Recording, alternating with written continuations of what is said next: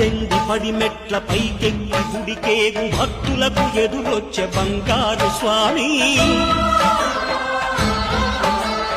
ఇరుముడులు స్పృశించి శుభమనుచు దీవించి జన బృందముల చేరే జగమేలు స్వామి తన భక్తులను విల్చు తప్పులకు తడబడి ఒక పక్క ఒరిగెన ఓంకారమూర్తి